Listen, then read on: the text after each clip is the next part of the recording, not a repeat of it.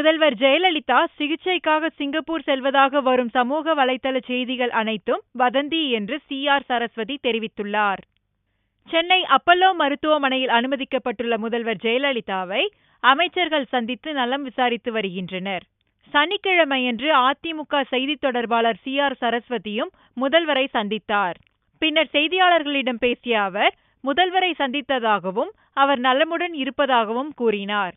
மேலும் முதல்வர் சிகிச்சைக்காக சிங்கப்பூர் செல்ல இருப்பதாக வந்த வாட்ஸ்அப் செய்திகள் வதந்தி என்று குறிப்பிட்ட CR சரஸ்வதி மருத்துவர்கள் ஆலோசனையின்படி ஓய்வு எடுத்த பின்னர் முதல்வர் வீடு திரும்புவார் என்றும் தெரிவித்தார். மாண்புமிகு முதலமைச்சர் அம்மா அவர்கள் நல்ல ஆரோக்கியத்துடன் நல்லா இருக்காங்க.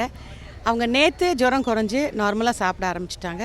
அப்போலோ ஹாஸ்பிட்டல் டாக்டர்ஸும் அப்போலோட மேனேஜ்மெண்ட்டும் எல்லா பத்திரிகைகளுமே செய்தி கொடுத்துருக்காங்க. அதனால் இந்த வாட்ஸ்அப்பில் வர செய்திகள் எல்லாம் தவறான செய்திகள். விரைவில் பூரண குணமடைந்து அவர்கள் வீடு திரும்ப வேண்டும். நாட்டு மக்களுக்கு எண்ணற்ற திட்டங்களை நாளும் தந்த முதல்வர் புரட்சித் தலைவி அம்மா அவர்கள் மிக விரைவிலே பூரண குணமடைந்து வீடு திரும்புவார் என்கின்ற நல்ல அந்த நோக்கத்தோடு மக்கள் அனைவரும் பிரார்த்தித்து இயற்கை வழியிலே இறை வழியிலே தொடர்ந்து பிரார்த்தித்து வருகிறார்கள்.